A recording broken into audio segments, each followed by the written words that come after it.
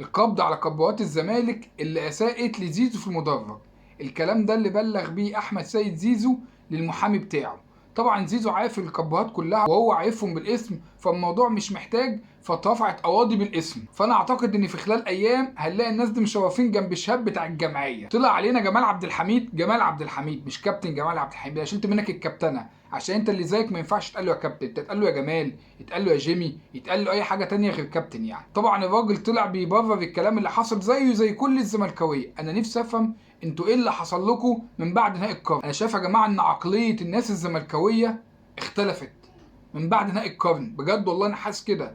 كلكم جماهير، اعلاميين، رؤساء انديه، كله بقيت حاسس ان انتوا فيكم حاله زي ما اعلام بتاع اتصالات كده بالظبط. اقسم بالله ما بهزر، انتوا يا جماعه من بعد نهائي القرن اتغيرتوا، سلوككم بقى غريب. انا عارف ان الشغلانه خدت هوا والمكنه فوتت، بس مش للدرجه دي، مش زي التصريحات اللي طلع بيها جمال عبد الحميد دي. بص كده.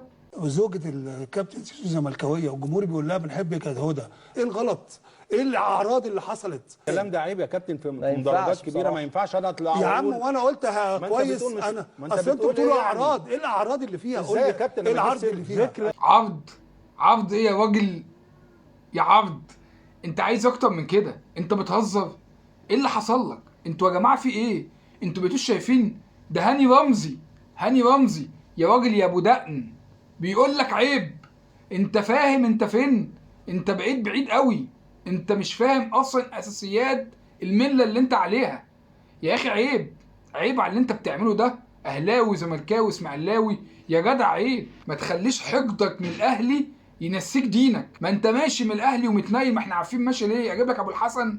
ما احنا كلنا عارفين بقى القصه بقى، مش هنقعد نعيد كل مره ونخوض في اعراض. شفت مش هقول لك بنخوض في اعراض ازاي؟ انا مثلا بحب ايس كريم عزه، اطلع اقول بقى يا حلاوتك يا ايس كريم يا عزه، يا جمالك يا عزه في المانجا؟ ينفع يطلع يقول الكلام العبيط ده؟ انت عايز بقى نمشي كده؟ انت عايز الجمهور كله يبقى كده؟ مش هيحصل كده عشان احنا اكبر من الكلام ده. مش عايز اقول كلام يبقى عيب اللي انا اقوله لك، ده انت كابتن مصر، فانت لو مش قادر تحترم سنك انا لازم احترمك. مش هقدر اقول لك كلام اكتر من كده، مش هقدر اقول لك كلام عشان انت ما ينفعش ترد عليك في فيديو. انت لازم ترد عليك كده في قاعده مع ناس صحابي، مع يعني ما ينفعش اطلع اقول كلام قدام الناس دي كلها عشان هيبقى عيب اللي انا اقوله لك يعني. فهخليك انت تخمن بقى الكلام.